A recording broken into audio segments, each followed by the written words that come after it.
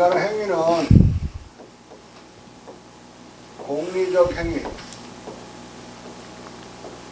이 유희적 행위,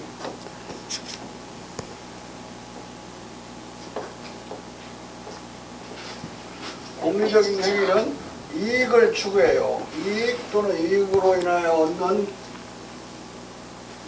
954페이지요. 쾌락, 네, 감사합니다.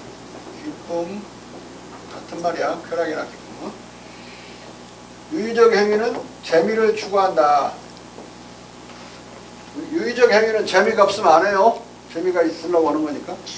이 재미없는 놈들 아주 재미없어 사람들이 안 놀라고 그래. 어렸을 때 안 끼워주고 막 그런 것도 가장 큰 이유가 재미없는 놈은 플레이에서 안 끼워주지. 예술적 행위,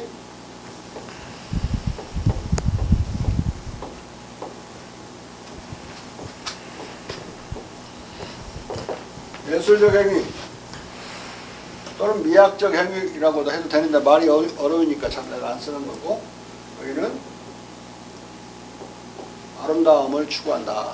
아름다움을 구체적으로는 이제 멋을 추구하거나 맛을 추구하거나 어떤 아름다운 풍경을 추구하거나. 이 미는 자연미와 예술미 두 개로 나눠진다고 그랬죠.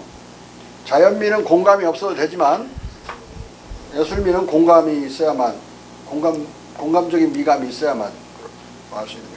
미감을 타고났기 때문에 순간적으로 알아요. 여러분들이 누구 어떤 여자 이쁜가 그런 거 상의해서 결정하는가?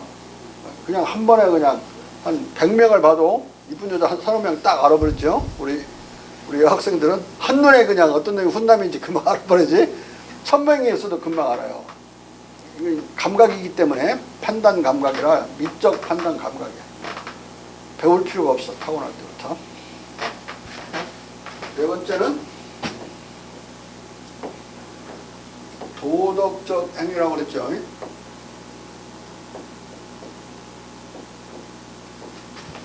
도덕적 행위는 선을 추구한다. 선. 인간이 도덕적인 행위를 해야 되지만 못 하게 되는 경우가 많아요. 마음속으로 어떤 증오심이나 적개심이나 어떤 사악한 다른 기타의 마음을 가질 때는 이 선한 행위를 못하게 되죠. 그런데 그거 말고도 오해하지 말아야 되는 게 어떤 예술적인 행위, 즉 미를 추구하는 마음, 감정이 더 강하면 도덕적인 행위가 소홀히 돼서 안 하게 돼요. 또는 어영부영하거나 적게 하게 돼. 유의적인 놀라고 도덕적인 행위를 포기하거나 덜 할 수가 있어요. 공의적인 행위도 그럴 수 있어요. 그러니까 인간의 감정이 강한 것에 따라서 먼저 그 행위를 하기 때문에 모티브는 언제나 감정이라고 그랬죠. 그렇기 때문에 예술적 행위나 유의적 행위, 공의적 행위가 나쁜 행위가 아니에요. 악하지 않은 거라고. 도덕과 무관한 별도의 가치들을 가지고 있는 건데도 불구하고 도덕적 행위를 방해할 수도 있고 무력화시켜 볼 수도 있어요. 이익을 추구하다가 우정을 버릴 수도 있죠. 그 자기가 추구하는 다른 것이 나쁘기 때문에, 악하기 때문에 이게 도덕적 행위를 소홀히 하게 되는 게 아니라 다른 감정들이, 다른 가치들이 우월해지면서, 인간에게서 가치라는 말은 다른 말을 열심히 여러분들이 환원을 해보면 도로 감정이에요. 모든 것은 감정이 있기 때문에 가치가 있는 것이다. 여러분들 앉아있는 의자가 가치가 있죠. 경제적 가치가. 여러분들이 안고 싶은, 편히 안고 싶은 마음에 감정이 있으니까 거기에 대응해서 이 물건이 만들어져 있는 거라고. 그러니까 이 물건은 인간의 감정인, 편히 있고 싶은 편한 마음, 편한 감정, 표현일 수도 있고, 그걸 감정을 충족시켜주니까 가치를 갖는 거예요. 네? 그래서 인간의 가치는 사물적인 이런 의자로 표현되든 다른 사람의 어떤 감정으로 표현되든 인간의 감정이 가치다. 가치는 그것도 의미이기도 해요. 밸류, 센스 이런 건 다 감정이야. 인간의 감정을 빼버리면 어떤 밸류도 어떤 센스도 없다. 감정에 다른 곳에서 밸류와 센서를 찾으려고 하다가는 정신병자 된다. 미친놈들이 그런 짓 하는 거예요. 그 칸트 같은 또라이들, 니체 같은 사이코패스들이 그런 짓을 한다. 합리성 안에 무슨 의미가 들어있는 자래. 여러분들이 기술 그런 것 자체도 인간의 감정과 무관하다면 아무 의미가 없는 거예요. 기술이 뭐야? 무엇을 많이 만들어내는 기술적인 효율성과 관련된 거죠. 많이 만들어내면 뭐가 좋지? 사람들의 욕망을 많이 충족시켜주는 거예요. 욕망은 감정이야? 희롱혈압 애호욕에서 7번째 감정이라고? 감정을 충족시켜주니까 그 기술도 의미가 있는 거예요. 합리성 그 자체는 아무 의미가 없는 거다. 합리성이 의미가 있다면 기술적인 합리성, 즉 규율성의 합리성, 기술적인 효율성과 같은 말이죠. 결국 그 합리성은 감정 때문에 그 합리성도 의미를 갖는 거야. 에? 여러분들이 건강이 그 자체로서 가치가 있는 것처럼 착각할 수도 있지만 여기 건강은 없죠. 네 가지 가치와 무관하면 그 건강도 아무 의미가 없는 거예요. 이 네 가지를 느끼게 기본적으로 우리의 신체를 유지시켜주는 게 건강이죠. 만약에 건강하지 않으면 지금 여기 아픈 사람들 형태 빼고 아주 아픈 놈이 누구지? 심창숙 씨 내 얼굴 안 보여놓고 엄청 아파버리면 이게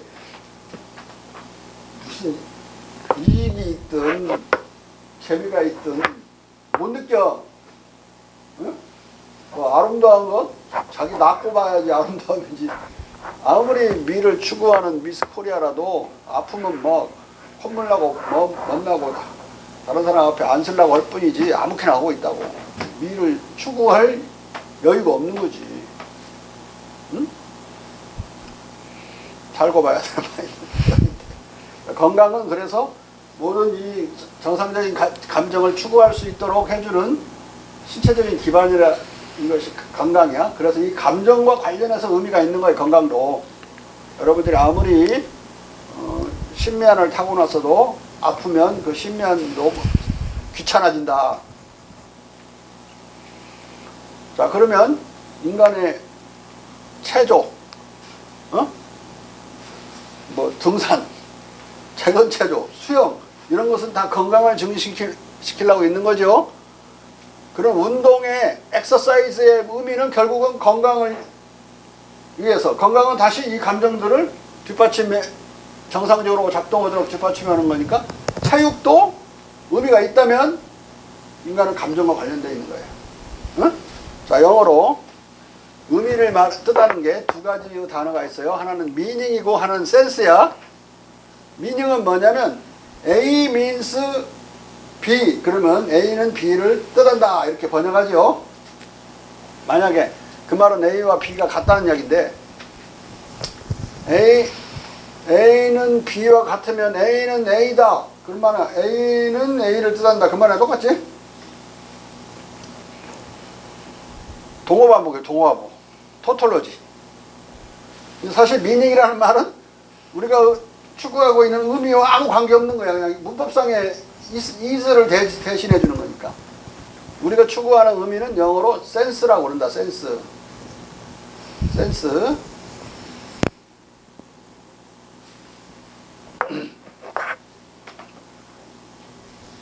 독일말로는 Sinn이야. Sinn. 영어로 sense가.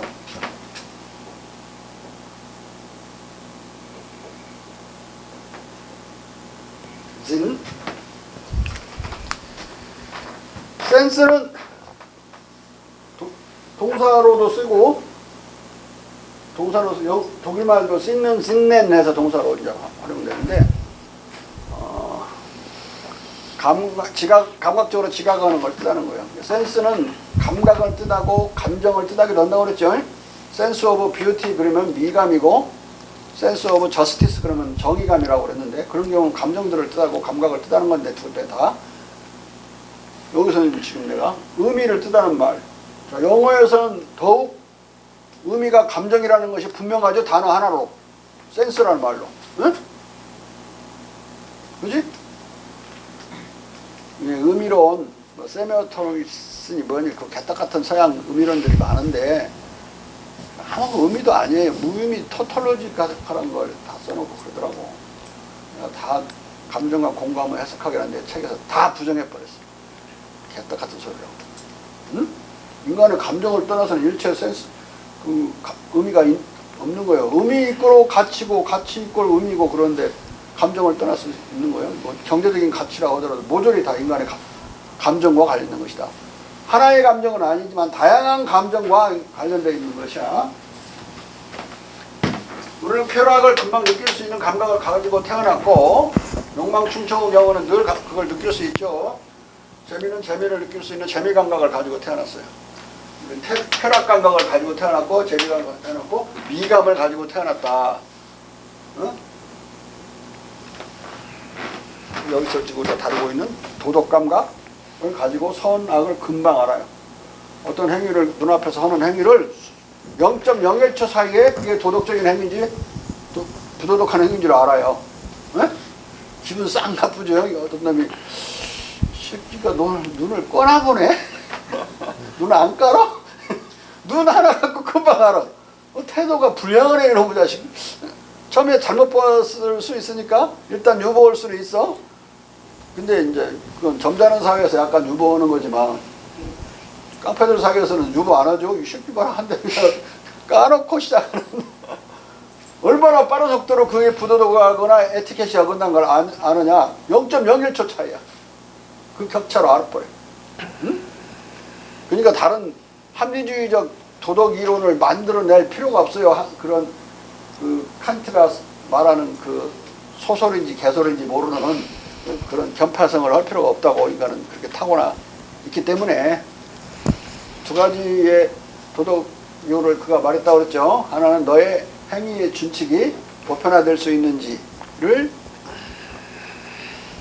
기준으로 한다. 두 번째는 다른 타인을 단순히 수단으로만 보지 말고 목적으로도 봐라. 이 두 가지가 인간의 도덕성의 원칙이라고 그러는데, 따지고 봤더니 이익을 추구하는 공리주의나 다름없었죠. 거짓말쟁이가 거짓말을 하는 것이 결국 도덕적이지 않은 것을 증명할 때 어떻게 된다고? 거짓말을 일반화하니까 거짓말쟁이가 노리고 있는 것이 달성될 수가 없었죠. 거짓말이 뭐야? 다른 사람 속여서 이익을 추구하는 건데 결국 이익이 그 밑에 깔려 있는 거고, 갑을관계로 이 세상을 보는 거, 그리고 이제 이 공리적인 행위로만 이 세상을 보는 거예요. 어? 수단과 목적 관계로 세상을 보는 것은 공리주의적 관계라고. 수단과 목적의 관계는 뭐냐? 목적이 욕망이야. 욕망을 충족시키려고 내가 선택할 수 있는 어떤 적절한 적절성, 수단의 적절성, 도구적인 적절성이죠.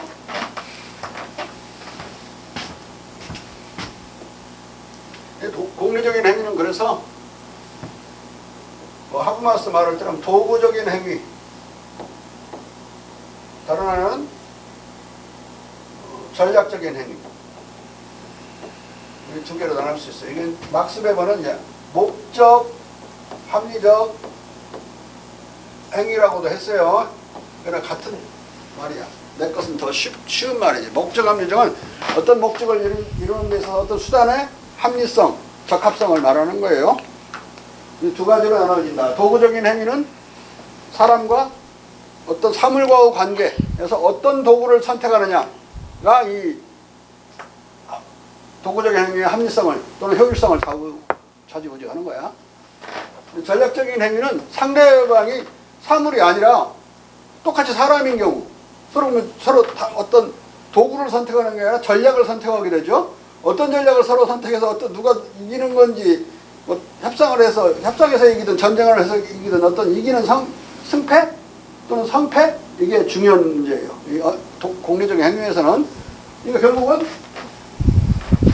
뭐 주인과 노예든 사장님과 종업원이든 간에 최대의 이익을 추구해야 되죠. 서로 전략적인 행위를 하고 있는 것이다. 둘 다 사람이니까. 그런 경우에는 수단과 목적으로 서로 얽혀져 있는 거예요. 자기의 목적은 월급 받는 거죠. 밑에 사람 입장에서는. 그러면은 주인을 어떻게든 구워 삶아서 최대의 월급을 받아내야 된다고, 자기 이익을 최대화, 극대화 시켜야 되니까. 그러면 주인을 나름대로 이용해 먹는 주인을 수단으로 보는 측면도 있고, 또 주인도 처음부터 고용할 때부터 이 사람을 이용해서 많은 영리 추구를 하려고 한 거니까 도구적으로 사람을 바라보고 있는 것이다. 그러면은 칸트만을 요약하면 사람을 수단으로 봤다, 도구로 봤다 이렇게 왔다 갔다 하면서 보라는 소리니까 내내 응? 주인과 노예 관계를 벗어날 수가 없어요. 즉 사장님과 종업원 관계를 벗어날 수가 없어요. 응? 내가 가장 기분 나빠서 저항을 계속 했던 말이 대학은 학생들을 고객으로 상대해야 된다. 이따위 그 신자유주의적인 언어였어. 미국 놈들 중에 일부가 그 개소리를 계속해서 아니 교수와 학생 사이는 스승과 제자 관계인데 무슨 거기서 최대 이익을 추구하고 수단과 목적을 서로가 서로를 수단으로 봤다 목적으로 봤다 그럴 이유가 없는 거예요. 제자 취직 졸업하고 다 가르쳤어도 취직을 끝까지 책임지고 그런 좋은 사제 간의 관계가 남아있는데 그걸 말살시키려고 막 그거 회사 가서 해. 그런 거 학교는 안 통한다. 그러니까 이제 서양의 이제 중도 개혁주의자들은 이제 어떻게 그걸 비판했느냐.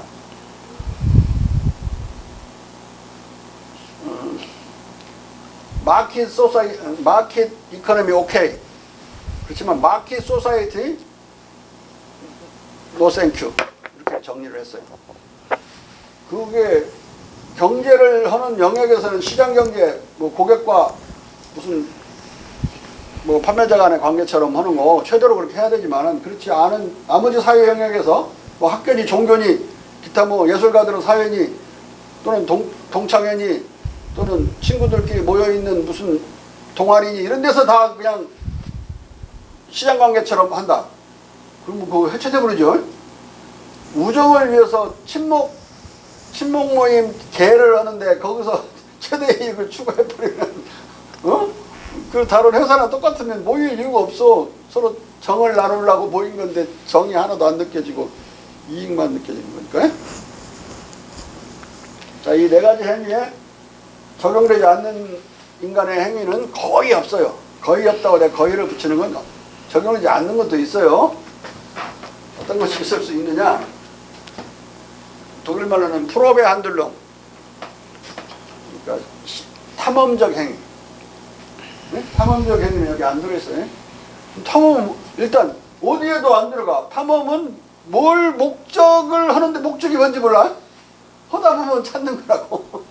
그러니까 이런 경우에는 특별히 인정을 해야 되지만 별로 사회학적으로는 또는 정치사회학적으로 의미가 없다.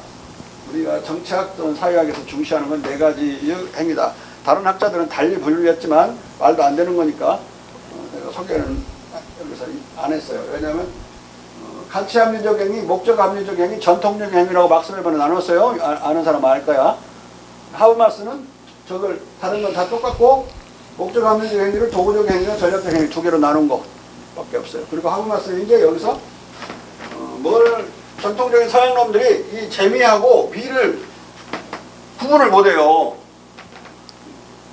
이 재미와 미를 처음으로 구분한 사람이 플라톤인데 다시 아리스토텔레스가 합쳐놔버려요. 응? 미를 그자는 아리스토텔레스는 뭐로 봤냐? 미메시스로 봤어요. 미메시스는 모방이라는 말이야. 모방은 그래서 아름다움이 있는 것이다. 그런데 예를 드는 게 아주 추악한 창녀, 아테네의 창녀를 어떤 화가가 잘 그렸어. 그 추악한 창녀를 그린 그 그림을 보고 와, 잘 그렸다 그런다 이거야. 그대로 모방을 했으니까. 네? 뭐 설명이 좀 되는 것 같죠? 근데 그게 얼마나 소설인지 말소리인지 금방 알 수 있는 게 만약 그게 모방을 그대로 해서 아름다운 거라면 사진사의 등장과 더불어 사진의 등장과 더불어 예술은 즉 회화의 예술은 사라져야지. 근데 안 사라졌지? 오히려 더 비싸졌어. 며칠 전에도 피카소 그림이 어마어마한 가격으로 팔렸던데. 그리고 옛날에 그렇게 또 18세기 말 19세기 초에 그런 걱정을 하는 사람들이 있었어요. 이게 사진기가 나와가지고 이제 그림쟁이들 다 죽었다 이제 그랬는데 더 펄펄 살아있죠. 왜? 예술작품이니까 세 번째 행위에 해당되는 것이고 그런 그걸 보면 모방을 한다는 것이 미가 아니라는 걸 알 수가 있죠. 모방을 한다는 건 기껏 개그나 다름없는 유의적 행위예요. 여러분 내가 여자를 모방한다고 쳐. 그래갖고 우리 이강한 거 옷을 딱 갈아입고 나와요. 그래갖고 막 내가 여자인 척해. 여러분들 얼마나 강그라지게 웃겠어요. 근데 또 이강원이 막 교수인 척하고 막 남자 교수인 것처럼 그러면 얼마나 웃겠어. 대단히 재미있죠?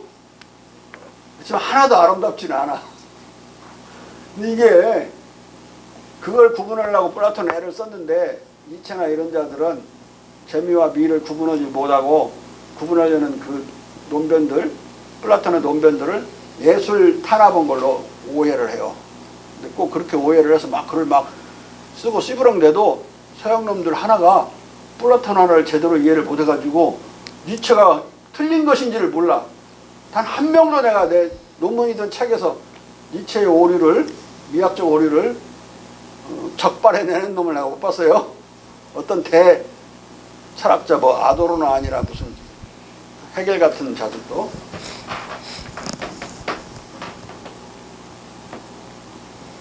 이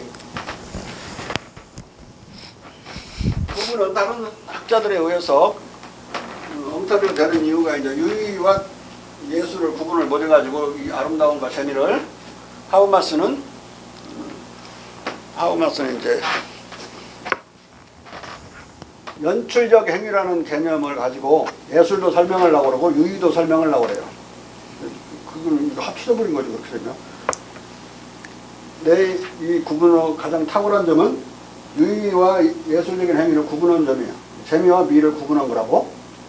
그래서 내가 따로 책을 하나 200페이지가 넘어가게 나는 노는 놈의 철학이라는 책을 내려고 그래요.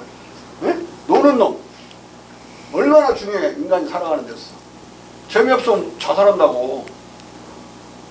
올림픽이나 무슨 지금 북경서 하고 있는 그런 패럴림픽 이런 거 왜 있는 거야? 다 재미를 위해서 있는 거예요. 그런 국제적인 막 조직을 막 해가지고. 근데 예술적인 행위를 만만치 않은 건데. 근데 유의적인 행위를 그런 국가대표들만 하는 게 아니라 누구나 다 놀죠. 강아지도 놀고 인간도 보통 사람도 다 노는 거기 때문에 유의적인 행위는 보편적인 건데. 그럼 그건 이해하겠지만 여러분들은 또 예술적 행위는 예술가만 하는 걸로 착각할 수가 있어요. 근데 그렇지 않다. 여러분들 또 맨날 멋내려고 애를 쓰고 지난 시간에 내가 우리 조교를 들었지만 저 머리를 안 깎아요. 저게 멋있는 줄 알아. 죽어도 안 깎어. 저희한테는 정치적인 자유고 예술이고 막 그런가 봐. 왜 내 자유를 뺏어가려고 한가 교수가 막 그런 의심을 갖고 막 쳐다보고 막 그러는데 저하고 지금도 안 깎고 있어. 가죽장구 하나 입으면서도 괜찮다고 스스로 괜찮다고 예술적인 관점에서 예술가가 아니라도 예술을 한다. 개그맨이 아니더라도 사람들이 개그를 하고 끊임없이 말 유희를 하듯이 언어 유희를 하죠. 내가 지금 말하는 이 강의 중에도 여러분들이 재밌게 듣는다면 그 강의 어법 안에 언어에 유희가 들어있는 거예요. 재미있게 말을 하는. 황태웅 교수 강의가 좀 더 재밌다 그렇게 느끼는 것은 드라이하게 하는 강의보다는 그냥 사람들이 빨려들게 만들 수 있죠. 그런 건 다 바로 화법에 유희가 들어있는 거다. 언어 유희. 이 두 개를 혼동하면 안 되고 합쳐서 생각해서도 안 된다. 완전히 다른 방향이에요. 자, 그러면 아름다움만 추구하면 그걸 순수 예술이라고 그래요. 순수 문학, 순수 시, 순수 소설. 별 재미없어요. 까라마조 부고의 형제들 한번 읽어보세요. 돌아버려. 그거 다 읽으려면. 죄와 벌 이런 거 읽어봐. 이렇게 두꺼운 거. 그런데 읽고 나면 꽝 때리죠. 그 소설들의 그 충격, 쇼크, 그 미학적인 쇼크야. 그러면 이제 재미 쪽으로 막 가잖아요. 어떤 소설이나 영화나 이런 것들이. 그러면 이제 통속 예술이 되는 거예요. 통속 소설, 통속 예술, 통속 시. 재미는 있는데 보고 나면 다시 보기 싫은 영화들. 여러 번 보는 영화가 있는가 하면 다시는 보기 싫은 영화, 다시 한 번 읽고 나면 뭐 만화책 같아 갖고 더 보기 싫은 거, 이런 건 다 재미를 추구한 그런 예술품들이기 때문에 통속 예술이라서 별로 안 본다. 응? 통속 예술로 재미를 추구하는 차라리 그냥 게임하는 게 낫다고. 아예 그냥 노골적으로 재미를 주잖아. 그런 건 그 고통스럽게 그냥 소설 중에 제일 재미없고 재미있게 만들고 다시는 볼 필요가 없이 만드는 게 무협지죠. 무협지. 무협지 막 10편 20편 계속 되는데 나도 읽고 나면 하나도 기억도 안 나. 어? 그래 안 그래? 무협지 안 읽어본 사람.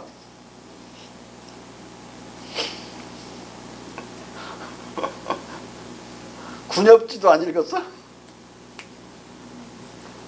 군협지는 남녀가 공이 막 읽는 건데 처음에 무협지 입문이지. 그거 읽고 나면 또 뭐 다른 거 찾다가 그냥 무협지 광이 되게 되는데 그거 다시 안 읽어. 한 번 읽고 다른 거 뭐 없나 자꾸 찾게 되는 거죠. 재미만을 추구하는 경우는 예술성이 없을 때 그렇게 남는 게 없다. 근데 예술 작품은 읽을 때 고통스럽더라도 대단히 오래 남고 충격적이고 다시 보고 또 보고 또 보고 그러죠.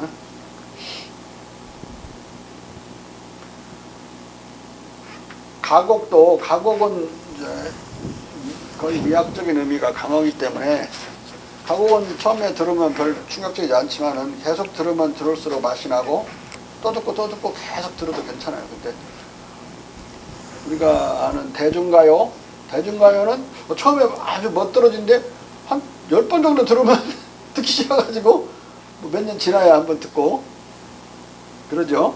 거기서 통속적인 대중가요와 고전적인 클래시컬한 가곡의 차이가 이제 있는 거죠. 자, 이 정도 구분해주면 여러분 알아듣겠죠.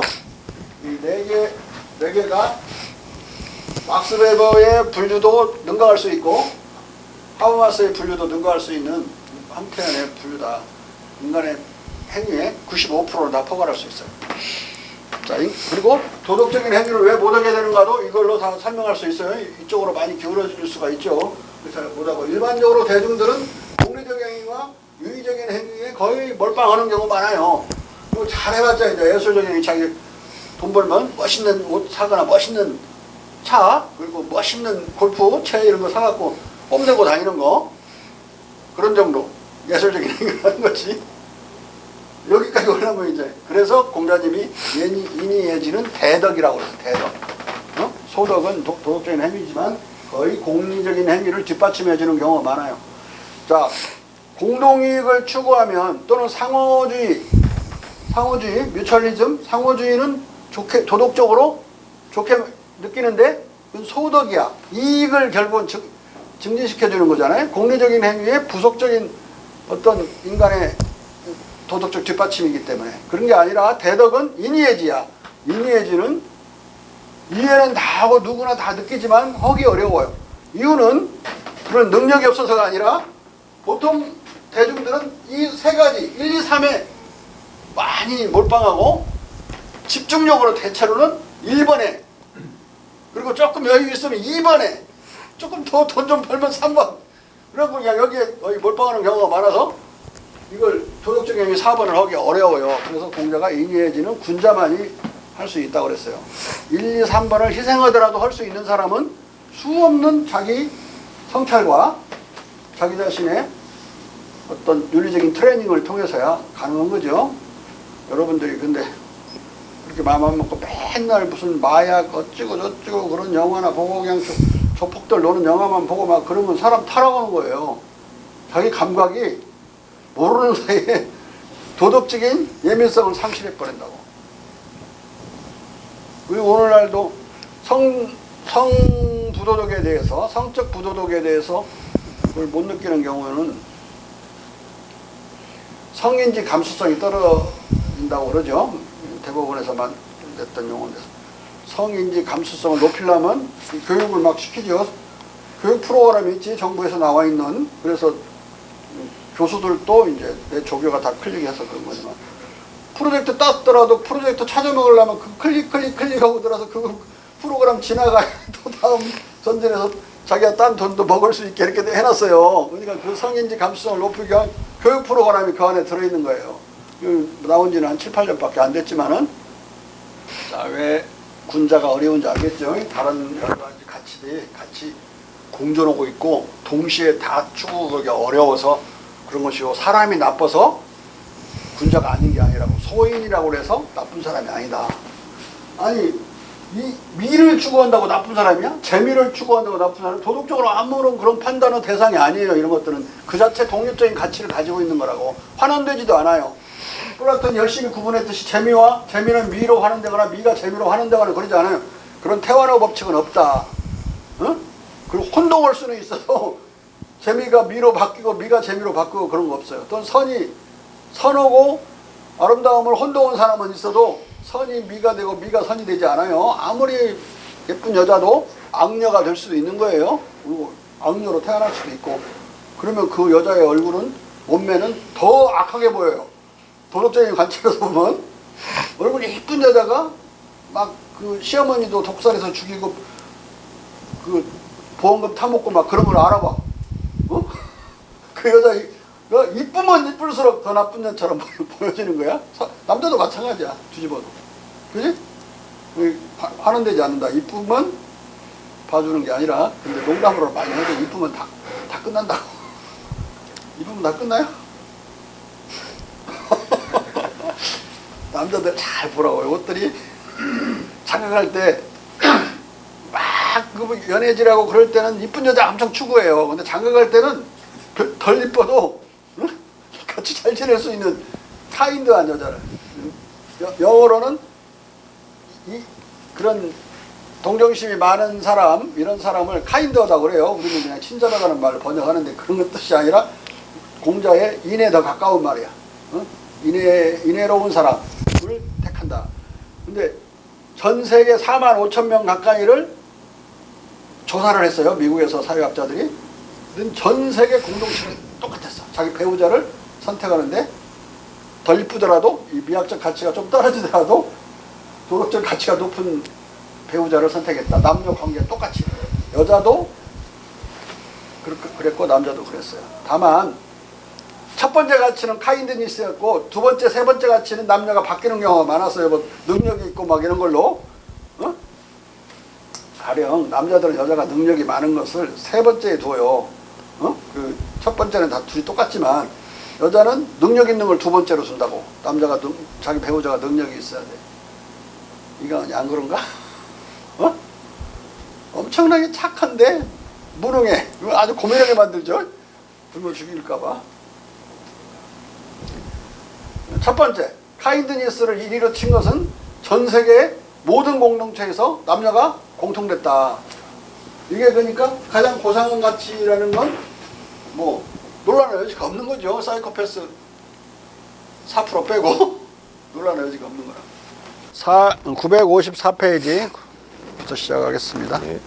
셰프처베리는 이어지는 대화에서 본유성이 시비의 관념에 적용되는 것이 아니라 시비의 감정이나 감각, 즉 느낌에 적용되는 것임을 분명히 한다. 테오클레스는 계속했다. 그가 감사함이나 분노심, 긍지나 수치심을 가지고 있는가? 그것이 어떤 식으로든 존재한다면 그는 바름과 바르지 않음, 훌륭함과 상스러움에 대한 감각을 시인하는 것이다. 이에 필로클레스가 물었다. 그가 감사하다면 또는 그가 감사를 기대한다면 왜? 그리고 무슨 이유에서? 필로클레스가 묻는다. 그가 화난다면, 그가 안갚음을 충족시킨다면 어떻게? 그리고 어떤 경우에 무엇에 대해 복수하는가? 돌멩이에 대해 또는 강인에 대해 누가 그렇게 미쳤는가? 그런데 뭐 때문에? 오연한 상처 때문에? 생각이나 의도에 반대하는 사건 때문에? 누가 그렇게 불의한가? 테오클레스.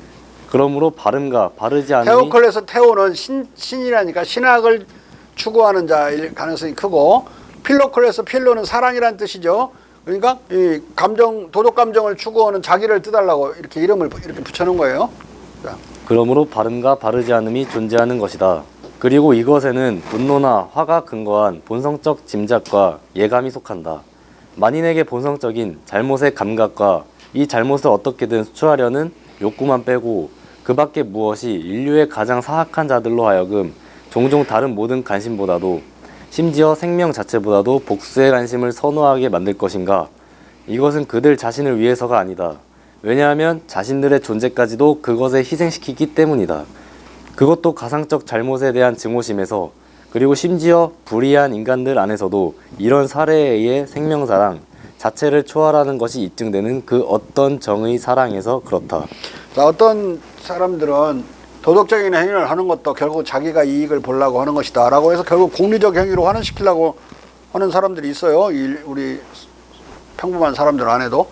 내 동창놈 중에도 있던데 단톡에서 막 그런 노가리를 까길래 내가 엄청 혼내줬는데, 부모한테 효도하는 것도 다 자기한테 복되게 되니까 하는 거라 이거예요.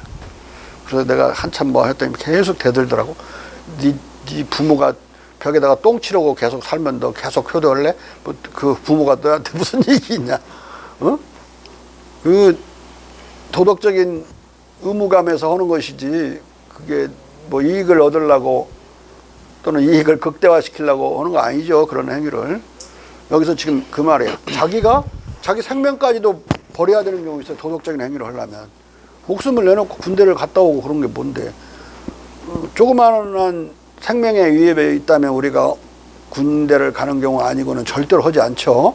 근데 군대는 평시에 군대를 가더라도 전쟁 언제 터질지 모르는 거고, 하는 짓이라는 게 맨날 밥 먹고 전쟁 연습하는 건데 거기를 왜 가요? 나라를 사랑하고 민족을 사랑하고 부모를 사랑하는 마음에서 가는 거지.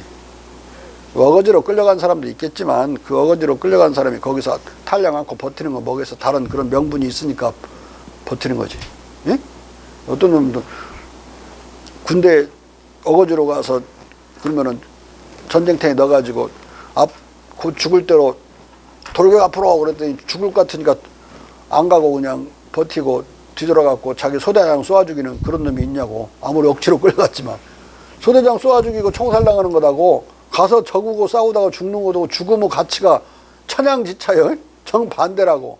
그러니까 그 가치를 아니까 죽을지 뻔히하면서 그 적지로 뛰어드는 거지. 월급 받으려고 그러는 게 아니라 죽으면 무슨 월급을 받아. 그리고 자기가 받나? 전사하면 자기가 받아? 전사한 놈은 못 받아요. 그리고 이제 국가를 설명하려면 이 도덕을 설명하지 않으면 안 되는 것이고, 목숨을 바칠 수 있는 그런 도덕 위에 국가는 서 있는 거라고. 여러분들이 한 가정을 설명하거나 그걸 이해하려고 할 때도 단순히 그런 회사와 다른 그런 사랑의 공동체라는, 사랑을 위해서 목숨을 바칠 수 있는, 또 죽더라도 그 사람들의 삶을 케어할 수 있는 각오 없이는 가정을 끌 수 없다. 위험한 일을 하는 많은 남자들, 위험하지 않더라도 뭐 병나서 죽을 수도 있으니까 생명보험 많이 들죠. 생명보험 들으면 생명보험 자기 죽은 뒤에 나오는 것인데 자기가 받나? 자기 아닌 다른 사람이 받는 거죠. 다른 사람을 위해서 목숨을 바칠 수 있는 그런 자그마한 가정의 차원에서든 국가의 차원에서든 생명을 초월하는 사랑이 있는 거예요. 그게 도덕적인 측면에서만 설명할 수 있는 거다. 국가도 그런 적진 앞으로 가도록 명령할 수 있는 그런 권한을 가진 국가도 그런 도덕적 기반 위에 올라서 있는 것이지 단순히 이익결사체가 아니다. 이익결사체면 이익이 없으면 다 흩어져 버리겠죠? 국가가 그 이익 없다고 흩어지나? 나라를 잃어버리고 일본 놈이 장치고 일본 놈 말 잘 들으면 더 부자로 살고 그럴 수도 있는데 안 그러고 다 싸우고 그러다가 보니까 나라를 되찾기도 하고 그런 것이지. 그 이완용 같은 논리로 어차피 나라는 망할 거니까 내가 앞장서서 망하게 만들어갖고 왕창 일본 놈한테 땅 받아갖고 잘 살 거야. 그래 버리면 그건 국가가 아니에요. 그건 국가를 회사로 본 거죠. 회사로. 비즈니스 코퍼레이션으로 본 거라고. 그런 이해관계, 유의관계, 예술적인 관계를 국가는 초월해 있다. 즉 도덕적인 차원에 위치하기 때문에. 그런 가족도 그건 마찬가지다. 기타의 나머지 모든 단체들은 그러지 않아요. 그런 생명을 초월해 있거나 그렇지 않다고. 어떤 행위든 생명을 건드리는 것은 두 가지밖에 없어. 1번과 4번이야. 왜 1번과 4번이 자꾸 충돌하냐? 자기가 이익을 얻지 못하면 굶어 죽을 수 있죠. 근데 도덕을 어기는 경우 많아요. 그래도 그 정도까지 가면 사람들이 많이 봐준다고. 3일 굶어서 남의 담장 안 넘는 사람 없다. 그건 뭐야? 그 사람이 1번을 추구하고 있는데 이 4번을 어기는데도 불구하고 인간으로서 견딜 수 없는 지경까지 가면 봐주는 거예요. 그런데 4번도 마찬가지죠. 생명을 걸어야 되는 경우가 생기는 거니까 생명의 위협을 받거나. 두 가지 행위는 그래서 시리어스한 행위라고 그래. 심각한 행위다. 응? 생명이 왔다 갔다 하는 행위란 말이야. 1번과 2번은. 아니 1번과 4번은. 근데 2번과 3번은 그러지 않아요. 심각한 행위가 아니라고. 심각한 사태가 벌어지면 반드시 다른 규칙이 생겨요. 축구하다가 사람을 발로 차서 죽여도 상관없다. 그런 축구 규칙 없죠. 조금이라도 위험이 있으면 태클도 뒤에서 못 가게 만들고 사이드와 앞에 태클만 인정하고, 이게 게임 자체를 재미없게 만들기 때문에 없애버린 그 행위를 금지한 건 페널티킥 인정한 거. 너무 가까이서 막 쏘아대고 미리 와 있어서 하면 저기서 쏘아가지고 이쪽으로 똥볼 차가지고 거기서 받아서 넣어버리면 축구 하나도 재미없죠. 그러니까 그러지 못하게 달고 들어와서 얻도록 페널티킥을 인정한 것은 게임 자체의 본질을 위해서 유지한 거고, 그게 아니라 다치거나 그런 건 전부 규칙으로 파울로 막아놨어요. 그렇죠? 심각해지지 못하도록. 예술도 심각해지지 못하도록. 목숨 건 미를 위한 미, 그 인정하지 않아. 다 삶을 위한 미지. 그렇다고 유의를 장기 같은 거 하찮은 장기조차도 동네에서 둘 때 장난인데 장난스럽게 두나? 장난스럽게 두다가 할아버지한테 얻어 터져요. 대단히 진지하게 두죠. 장난스럽게 까불까불 뒤는 놈하고 장기 두고 싶어요? 진지하게 두는 놈하고 해야지. 게임도 진지한 거예요. 근데 심각한 건 아니다. 1번과 2번, 4번은 심각한 행위고 심각해질 수 있고, 2번과 3번은 진지하지만 심각하지 않은 행위야. 왜? 생명이 걸려있지 않으니까. 생명과 건강과 신체를 훼손할 수 있으면 모조리 다 금지시켜 놓은 규칙들이 있다.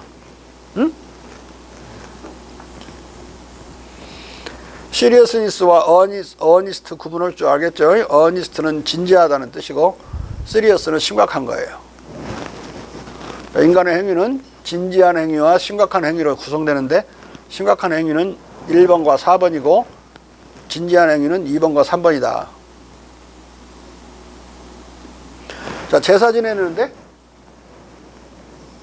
도덕적인 행위에 속하죠. 제사는. 제사 지내는 그 마당에서 히뜩히뜩 웃고 장난치고 못 그러죠. 어른들한테 혼나죠. 군기 딱 잡지 그냥. 할아버지들 다 기도야. 그 제사 지낼 때는 발언권이 제일 할아버지들이 쓸 때가 제사 지낼 때야. 심각하게 지내지 않으면 뭐라고 한다. 제일 마지막에 끝나고 먹는 거 뭐라고 그러죠? 응? 알밤 같은 거 먹을 때. 제사 끝날 때까지는 진지함을 넘어서 심각하게 지내야 된다. 음복이라고 그러죠, 먹는 거. 음복이 끝난 뒤에야 제사가 파하는 거야. 음복을 하기 전에 까분다. 이미 절 다 끝났으니까 어쩌고 저쩌고 한다 그러면 바로 음복까지가 제사야 라고 할아버지들이 군기 잡죠. 왜 그러냐? 이 심각한 행위와 유의적인 행위 이런 걸 구분하려고 그런 거야. 유의적인 행위는 나름대로 진지성이 있다. 유의적인 행위조차도 유의적으로 못 하게 만들어요. 진지하게 하게 만든다. 장난도 장난스럽게 못 하게 하고 진지하게 장난을 할 수 있도록 규칙이 정해져 있어요. 이게 불독하고 말이야. 스피치하고 옆집에 불독, 이쪽에 스피치야. 근데 여기를 플라스틱 유리로, 투명 유리로 딱 막아놨어. 양쪽 집이 통하지 못하게. 근데 여기 밑으로만 그 밧줄, 호스가 통하는데, 불독하고 스피치가 호스 갖고 이제 서로 줄다리기를 하는 거야. 근데 줄다리기 그냥 힘을 다 써버리면 불독이 금방 딸려가갖고 호스 저쪽으로 가버리겠죠? 안 그래. 그러면 재미가 없잖아요. 적당히 힘을 써주고 끌려가주기도 하고 계속 불독이 이제 스피치하고 노는 거예요. 근데 싹 당겨버리잖아요. 그러면 스피치가 가버려. 안 해요. 네가 힘을 다 써? 이 규칙을 어기는 거면 가버려. 재미가 없으니까 자기가 가버려. 근데 이놈이 거꾸로 너무 이제 제약당하면 어쩌다 한 번씩 또 힘을 세게 써요. 불독이. 하루 종일 놀아. 그러니까 유의적인 행위는 사람만 하는 게 아니라 동물들도 하루 종일 한다. 또 이런 경우도 있어요. 비닐이 이렇게 탁 차면은 비닐이 올라갔다 쭉 떨어지고 탁 차면 올라갔다 뚝 떨어지고 이 봉투, 비닐 봉투 그걸 차면서 계속 한 4시간도 놀아요. 강아지들이. 응? 소도 그러고. 소도 겨울에 그냥 다 깍 가둬놓고 추우니까 막 그냥 가만히로 덮어놓고 그러다가 이제 봄이 되면 딱 그걸 걷고 처음으로 풀어놔 준단 말이에요. 그러면은 막 하늘로 뒷발을 하늘처럼 차면서 막 그 초지에서 막 뛰어다녀요. 한 서너 시간을 신나가지고. 그러니까 유의가 뭔지 알겠죠? 자기의 육체적, 지적 능력과 자유로운 발산을 유의라고 그래요. 지적 능력, 장기 같은 건 다 바둑 같은 건 지적인 능력을 발휘하는 거죠. 규칙에 따른 발휘 또는 신체적인 능력도 규칙에 따른 발휘. 아까 마지막에 들었던 소가 교훈에 갇혀 있었던 소가 초지에서 그러한 유의를 하는 것은 중력의 법칙을 거슬려서 중력의 법칙에 순응하는 규칙을 따르고 있는 거예요. 높이 뛰었지만 도로 떨어져야 되는 거. 이게 재밌는 거야 그냥. 응? 아까 강아지는 탁 찼는데 그 비닐봉지가 올라갔다가 떨어지죠. 기다렸다가 또 탁 차고 거기서 중력의 법칙을 비닐로 이용해서 스스로 자연스럽게 만들어진 규칙을 따라서 움직이고 있는 거죠. 아까 불독과 스피치는 이제 이놈이 힘을 다 안 쓰는 걸 규칙으로 하는 거야. 다 써버리면 안 하는 거지. 스피치 방으로 들어가 버리지. 어? 유의가 뭔지 알겠죠? 그 대신 아주 기능적인 발휘해야 돼. 기능이 뛰어날수록 뛰어난 축구 선수고, 아이고 이 엄청난 놈이야 이러면 타고난 천재 선수야. 축구 선수 뭐 이런 아이들 있죠. 뭐 마라도나나 펠레 이런 사람들, 우리 누구 손흥민이 이런 애들, 손흥민이 이런 애들은 전국체전 이런 차원에서 놀 때는 뭐 유일무이한 선수들이었어요. 유일무이. 전국도 또 모여서 이렇게 세대가 이렇게 7, 8년 모이니까 또 잘한 놈들이 후배들도 있고 이렇게 해서 또 대등성이 만들어지지만 그 세대에서는 그냥 단연 1위 경쟁이 안 돼버리는 거야. 뭐 타고날 때부터 천재성을 인정을 해줘야죠. 천재적으로 그랬었다는 거. 근데 또 국제적으로 내놓으니까 잘하는 사람 중에 원 오브 댐 돼버리대. 국제적인 대선수들 사이에 끼니까. 자, 읽어봐. 셰프츠베리는 필로클레스가 적용한 에피쿠리언적 수로를 넘겨받아 여기서 프리섬션, 안티시페이션이라고 영역을 이것을 잘못의 감각, 센스 오브 롱, 생명의 사랑, 정의 사랑 등 감각과 감정에 적용하고 있다. 위에서 말한 이유에서 어감과 의미 연관성은 어색하고 옹색하기 짝이 없다. 하지만 테오클레스, 셰프츠베리는 맹자의 12지심에서 유교 냄새를 털어내고 이 12지심을 서양 철학의 전통 속에 통합시키기 위해 이 어색함과 옹색함을 감수하고 있다. 그러므로 이런 어색하고 옹색한 정황을 무시하고 셰프츠베리가 에피쿠리언적 기성관념을 12감각에 적용하는 것을 허락해줬다는 이유에서 그의 도덕 철학을 스토아 철학을 계승한 것으로 둔갑시킨다면 이것은 오류일 것이다. 그런데 데니얼 케어리가 바로 그런 시도를 하고 있다. 이 셰프츠베리를 해석하는 도덕 철학 중에 한 사람인데 제대로 이해를 못한 거죠. 이 사람은 셰프츠베리가 그렇게 공명의 영향을 받은지를 전혀 모르는 거니까 헛소리를 하는 거야. 자. 스토아 철학자들은 모조리 합리적인 자들이에요. 합리주의자들. 근데 거기 연결시키면 안 되죠. 자. 셰프츠베리 견해 셰프츠베리의 노력은 합리주의자들을 쳐부수려고 지금 열심히 논변을 하고 있는데 도루묵으로 만드는 거야. 한마디로. 자, 크게 읽어봐. 셰프츠베리 견해의 스토아적 내력은 우리가 잠시 고대적 원천으로 돌아가 보면 명백하다. 그는 원래 에피쿠리언적 개념이 있던 것에 스토아적 학생물에 빚지고 있다. 그 개념은 프리컴세션 또는 안티시페이션으로 영역될 수 있는 프롤레 페이스의 개념이다. 무엇보다도 프롤레 페이스는 자연적으로 형성되는 개념들이다. 그것은 교육이나 경험에 의존하지도 이것들로부터 도출되지 않았다.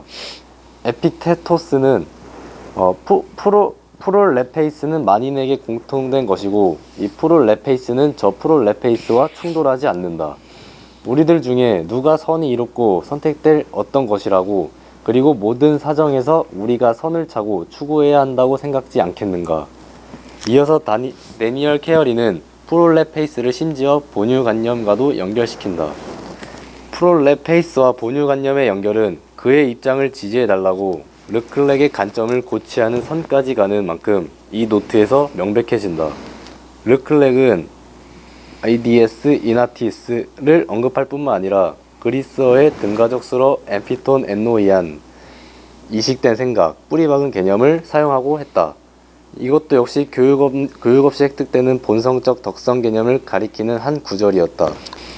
중요하게 그것은 타고난 선악 개념과 해야 하고 하지 않아야 하는 행동이 있다는 사실을 시사했었던 에픽테토스에 의해 사용되었다. 이와 같이 그들의 복수 형태에서 프롤레페이스는 아이디아 이나테 페이스는이 아니라 프롤레페이스 이데아의 이나테 그리고 엠피톤 엔노이아는 동일한 의미론적 공간을 차지했고 셰프츠베리는 이 용어들을 등가물로 취급했다.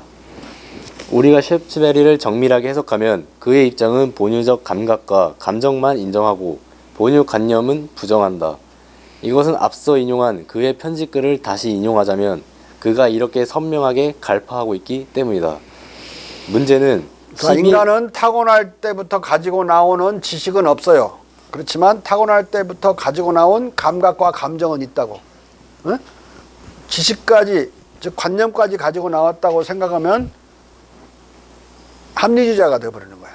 근데 그러지 않다. 어떤 관념도 우리는 가지고 나오지 않아요. 감정과 감각 또는 감정 능력과 감각 능력을 타고난다. 그래서 본유관념은 존재하지 않고 태생적으로 이네이트하게 본유적이지 않고 감정과 감각은 본유적이다. 자. 문제는 시비에 대한 바로 그 철학적 명제들이 본유하는지가 아니라 사회를 향한 감정이나 애정이 그와 같은 본유하는지, 말하자면 그런 감정과 애정이 본성적이고 저절로 솟아나오는 것인지 아니면 기술에 의해 가르쳐지는 것인지, 그리고 편견을 고치해 아래로 전달한 모모 제1 인간의 운 좋은 일격의 소산인지 하는 것이다.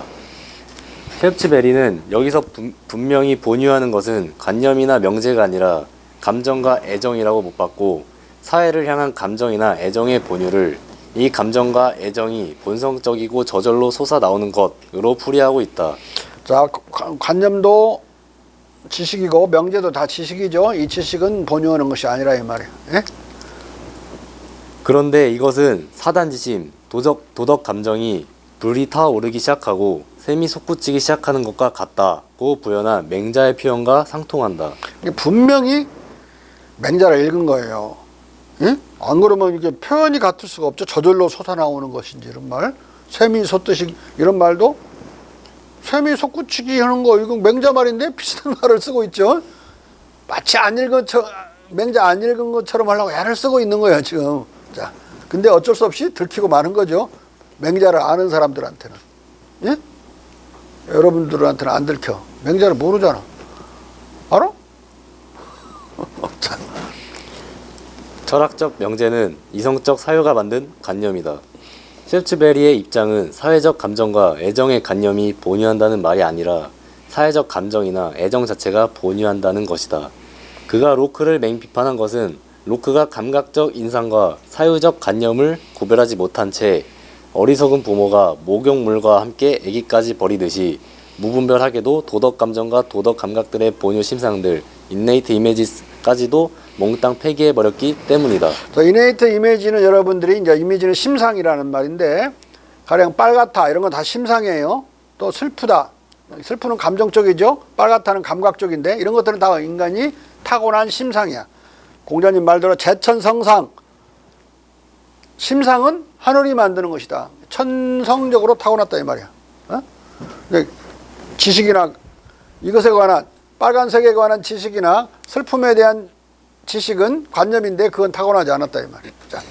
그런데 마찬가지로 인상과 관념의 분별의식이 없는 케어리는 이런 이유에서 셰프츠베리가 마지못해 수용한 프롤레페이스, 기성관념, 이데아 이나테, 본유관념, 엠피톤 엔노이안, 뿌리박은 개념을 그의 본래적 용어인 양 그의 머릿속에 밀어놓고 그를 스토아 학파를 계승한 것으로 만들고 있다.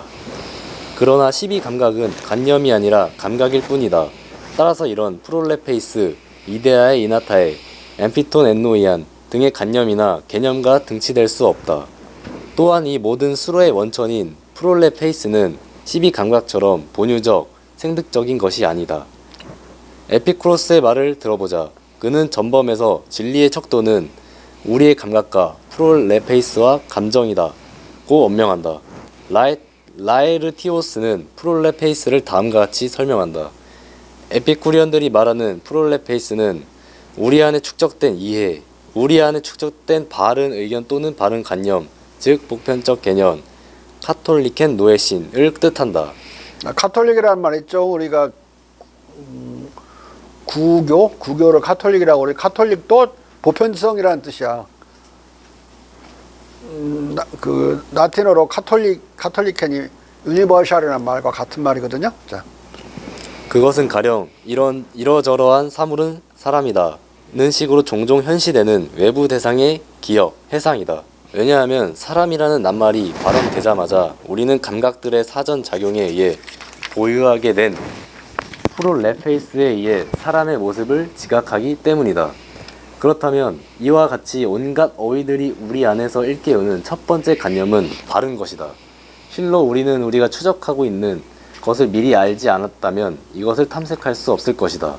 가령 우리가 일정한 거리를 두고 저쪽에서 보는 것이 말이나 소라고 확인할 수 있기 위해서는 우리가 이 말과 소의 형태에 우리를 익숙하게 만든 모종의 프롤레페이스를 우리의 정신 속에 보유하고 있어야 한다. 우리는 사물들이 무엇인지에 대한 프롤레페이스를 가지고 있지 않다면 이 사물들에 대해 이름을 부여할 수 없을 것이다. 그렇다면 프롤레페이스는 확실한 것이다. 판단에 관한 한 판단의 확실성은 판단을 자명한 기성관념과 비추어 보는 것에 달려있고 이 프롤레페이스의 도움으로 우리는 이러저러한 판단을 긍정한다. 라에르티우스의 이 설명을 통해 분명해지는 것은 프롤레페이스가 뿌리박은 관념이긴 하지만 본유적, 생득적 관념은 아니고 부지불식간의 경험이 축적되면서 형성된 경험적 일반자, 아리스토텔레스, 즉 경험적 일반 개념이라는 것이다. 아리스토텔레스의 경험적 일반 개념을 이 사람이 이렇게 설명을 한 거예요. 프롤레페이스라고. 그러면 이건 관념이지 결코 감각과 감정이 아니죠. 더 논란할 필요가 없어요. 이건 경험에 의해서 형성된 거라고. 자.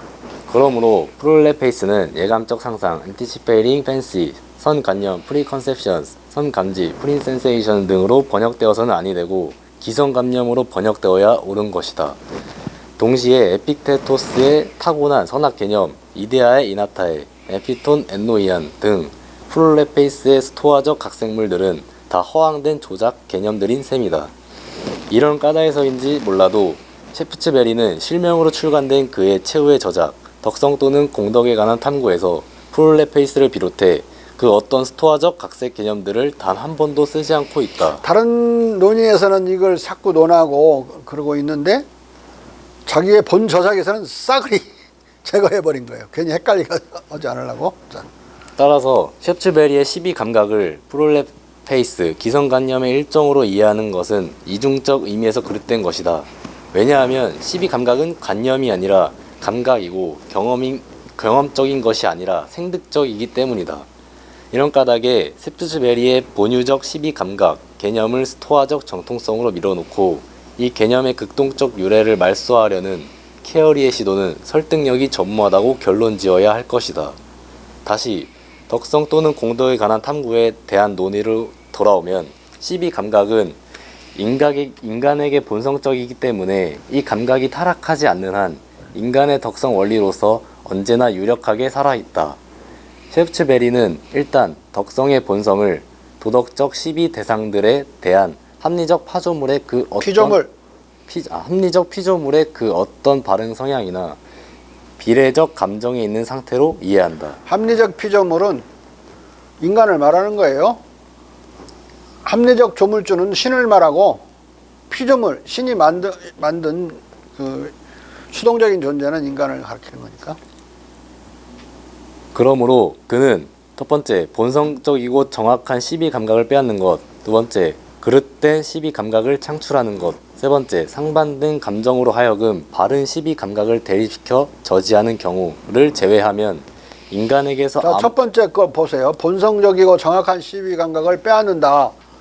이런 것은 어떤 박해 상황 이런 게 차에 있는 것이고, 두 번째 그릇된 시비 감각을 창출하는 건 어떤 조폭 사회나 이런 환경이 안 좋은 데서 다른 반대의 것이 칭찬받고 도덕적인 행위를 하면 병신 취급받고 이러면 그릇된 시비 감각이 창출되겠죠.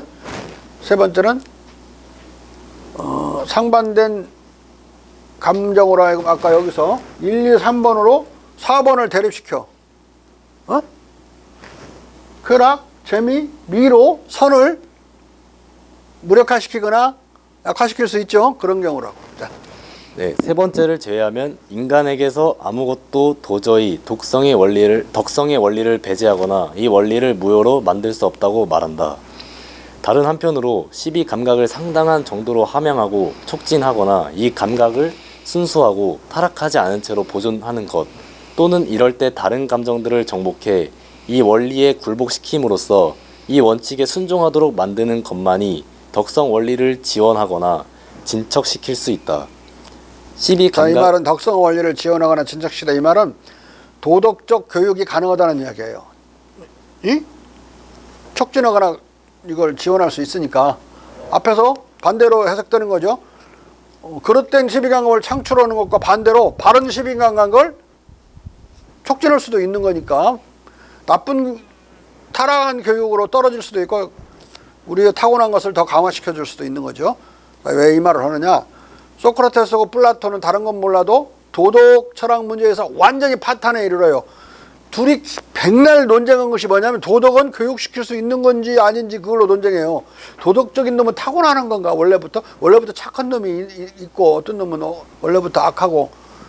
여러분들 그렇게 청소년 때 많이 생각하지 않았어? 막 고민할 때 나는 나쁜 놈으로 타고났는가 봐. 막 그런 자기 의심하고 그러지 않았냐고.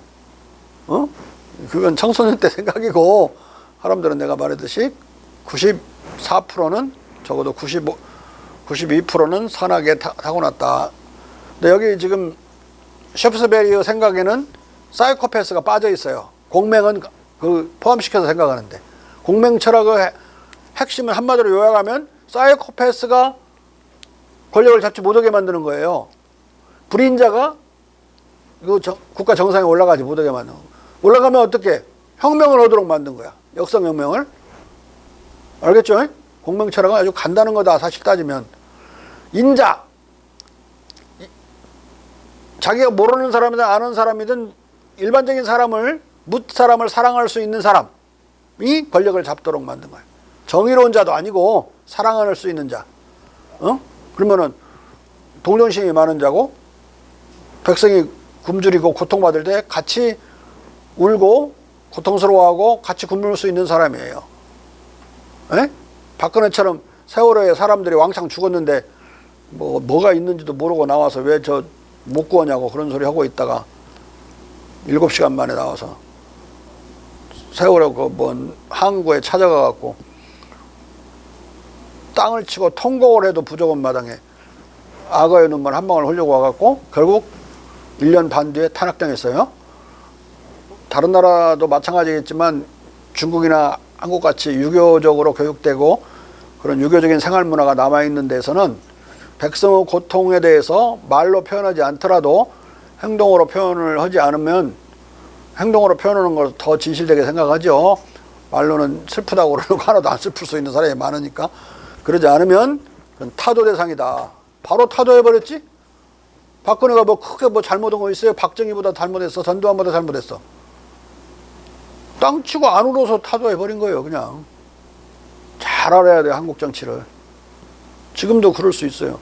근데 뭐 박근혜 맨날 불통 대통령이라고 맨날 그러던데, 이 소통은 언어로 하는 거예요. 언어 뭘 잘 못해도 괜찮은 거야. 근데 이 언어를 잘하는 놈들이 는 선자가 없다, 인자가 없다 그렇죠, 공자가. 어? 교원 영색, 그 아주 교묘하게 말 잘하는 놈, 탈변가 말 잘하는 놈, 이런 놈도 안에는 인자가 없다, 드물다. 대통령 자리에서 불법 행위를 하면은 그건 법률과 헌법에 위반되면 탄핵 대상이죠. 그 이전에 한 것은 5년간 임기 동안 소추가 금지되니까 이 5년 임기 뒤에 또 소추당한다고. 옛날 전두환 잡아놓을 때처럼. 전두환 잡아놓은 게 뭐예요? 5년, 7년 동안 소추되지 않았으니까 다시 시효가 임기 끝날 때부터 이제 계산이 된단 말이야. 그래서 시효가 3년 남았을 때 전두환을 잡아놓은 거예요. 그 이전에는 성공한 쿠데타는 처벌할 수 없는 줄 알았어요. 성공한 쿠데타가 돼서 국가 원수가 돼갖고 헌법에 따라 소추가 정지된 시간은 시효 계산이 안 돼버린단 말이야. 그렇게 법률적인 해석을 한 변호사가 있으면서 알려지면서 YS가 처벌해버린 거예요. 네?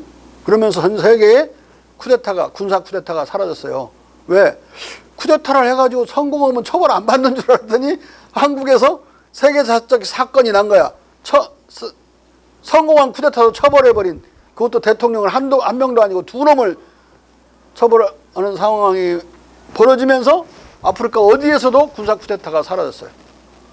네? 그러니까 YS가 DJ보다 선한 사람인지는 모르겠지만은 정치적으로는 세계사적인 일들을 많이 한 거예요.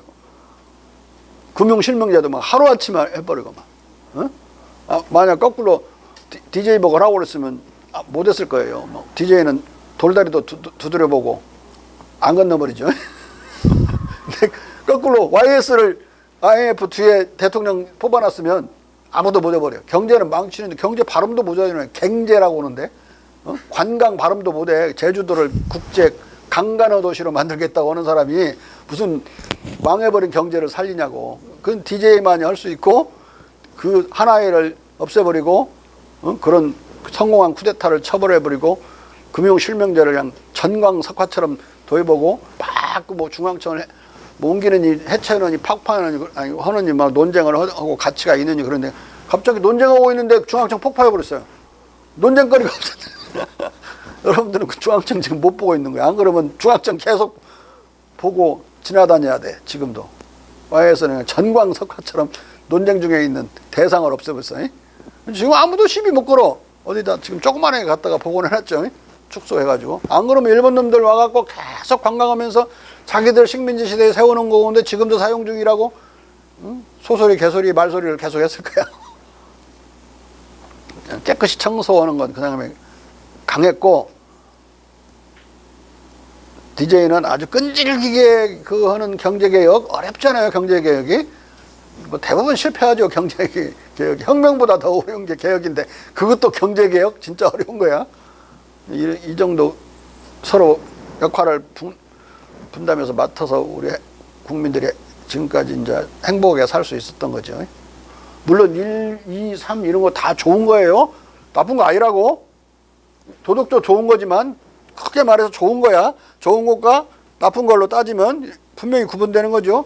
재미있는 것이 좋지 재미없는 것이 좋아? 아름다운 것이 좋지 추한 것이 좋아? 뻔한 거지. 그렇지만은 이게 또 아까 태어날 수 없는 독립적 가치들로 되어 있는데 그래도 사람다워야 된다는 것을 기본적으로 중시했던 거예요. 이번 대선에서. 그러니까 현직 대통령보다 못하게 나왔다는 것이 해석이 되지. 안 그러면 해석이 안 되지. 말은 더 잘하는데. 뭐 윤석열이 말 잘했어요. 난 말도 안 되는 소리 막 하더만. 말할 때마다 좀 말도 안 되니. 하다못해 비유를 하더라도 아이젠하워 대통령이 뭘 알았겠냐고 다 그래도 경제 살리고 그랬잖냐고 그래야지. 거기다가 전두환이 뭘 알았겠느냐고. 그래도 능력 있는 사람한테 맡기니까 경제가 살아나고 이러니까 전두환 칭찬한 것이 돼갖고는 그게 얼마나 어리석게 말을 하는 거예요. 자살골로 말을 하는 거지. 광주 가지도 못해서 절도 못해 가서. 아니 안 되면 박정희 예라도 들지 왜 전두환 하필 전두환 응? 재판받고 있는 전두환 예를 들어. 그 어리석이면 어딨어. 말 뒤지기 못 오는 거지. 자. 12감각에 상당한 함양, 촉진, 고정과 다른 감정들을 정복할 정도로의 강화는 무릇 사단이 이 자아에게 있는 것을 모두 다 알아서 이를 확충할 따름이다. 는 맹자의 사단 확충론을 반복하는 것처럼 보인다. 셰프츠베리는 12감각의 저 박탈, 왜곡, 저지, 약화의 경우들을 하나씩 상론하고 있다. 이 대목은 진실로 사단 지심을 확충하지 못하면 부모를 섬기기도 부족하다는 맹자의 말을 부연하는 셈이다. 특히 12감각이 저지당하는 경우는 셰프츠베리에 의하면 주로 사적 이익이나 격정에 의한 저지의 경우다. 한 피조물이 이런 류의 12감각이나 선한 감정들을 어느 정도 가지고 있기에 반드시 이 감각에 따라 행동하지 않을 수 없다는 것은 명백하다. 여기도 지금 사이코패스는 존재를 그냥 빼놓고 말하고 있죠. 끝내 나타나지 않아요. 이 사람 글에서는. 공명 결과는 다르다. 공명은 사이코패스는 불인자라고 하거나 불선자라고 그랬어요. 이들이 정권을 잡지 못하도록 만드는 거. 잡았으면 때려 엎는 거. 반정을 하든지 혁명을 하든지 해야 된다고 그랬다. 자. 그러나 이것은 이 감각이 지각된 사적 복리를 향한 어떤 정착된 조용한 감정에 의해 저지당하지 않는 것 또는 12감각을 정복할 수 있을 뿐만 아니라 바로 사적 복리의 감각 자체를 정복하고 심지어 이기심에 이로운 것에 가장 친숙하고 표준적인 의견도 무력화시킬 수 있는 욕정이나 노기와 같은 어떤 갑작스런 강렬하고 강력한 감정에 의해 저지당하지 않는 것을 전제하는 말이다. 자, 1, 2, 3에 의해서 저지당하지 않을 때 이제 4번은 순조롭게 발휘될 수 있다. 적어도 그걸 전제한다. 1, 2, 3번은 일단 잊어버리고 4번만 얘기하자 이런 뜻이야. 자. 익히 알다시피 맹자는 격한 마음을 다스리는 수신의 문제만이 아니라 닭 울면 일어나 부지런히 선을 행한 자들은 순 임금의 무리이고 닭 울면 일어나 부지런히 이익을 행한 자들은 도척의 무리다 라고 하여 사특한 이익 추구에 의한 본성적 시비지심과 도덕 감정의 조폭적 말살 사례를 도척의 무리를 들어 설명한 바 있다. 도척은 알죠? 중국에서 한학에서 타고난 식으로 나쁜 놈, 사이코패스의 그 상징적인 이름이야. 도척이. 자. 근데 도척을 말을 했다는 이야기는 이미 사이코패스를 알고 있었다는 것을 명확히 알 수가 있죠. 불인자의 대표적인 놈이야. 불선 불인자의 대표적인 놈. 우리 셰프스베리는 좀 순진하게 사이코패스를 가정하지 않고 있어서 자꾸 논리가 우리가 볼 때는 불충분하게 느껴지죠. 자. 이어서 셰프츠베리는 일정한 상상과 사고 실험을 통해 시비지심을 인간이 도덕적 신개념의 형성에 앞서 갖추는 능력으로 보고 감적적으로 도덕적 신개념의 역할을 불필요한 것으로 부정하는 듯한 논변을 전개한다. 반성을 사용할 줄 아는 피조물이 확립된 신개념을 가질 시기에 앞서 도덕 행위에 대한 호호 감각과 따라서 12감각을 가지는 것이 가능하다는 것은 거의 의문시되지 않을 것이다. 이성을 결하고 반성을 할 능력이 없으면서도 자기 종류에 대한 사랑, 용기, 감사, 동정, 심과 같은 많은 선한 자질들과 감정들을 가진 피조물들을 상정해보자. 당신이 자, 이 말은 이성이 없는 동물들도 많은데 그 동물들도 감정을 가지고 있잖아요. 어느 정도 도덕적인 행위가 가능하다고요.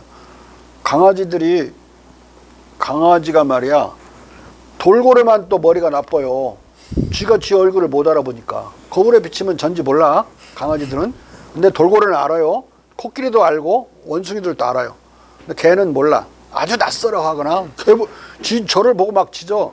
그놈이 지가 물고 있으면 이렇게 비치면 그 이소무화도 나오잖아요. 그거 먹으려고 지가 물고 있으면서도 그것도 욕심나니까 강 하고 짖다가 지 것이 따라가고 물에 떠내려가 버리는 이야기 있죠. 이소무화에. 그렇게 멍청한 놈이에요. 근데 감정은 엄청나게 공감 능력도 뛰어나고 인간하고 잘 놀죠. 그래서 어떤 일을 해. 이 새끼 삐지면 주인이 들어와도 모른 척하고 또 잘해주면 막 또 저도 친절을 베풀고 막 남편이 아내 때리면 막 남편 앞에 가서 말리고 때리는 척 해도 막 말리고 얘는 잘 모르니까. 응? 그리고 둘이 잘 지내면 가만히 있고 서로 막 싸우면 막 가운데 들어가서 뜯어 말리고 손을 막 물어버려. 깍 무는 게 아니라 그냥 막 물어. 남편 손을. 동영상 많이 나와 봐라고 한번.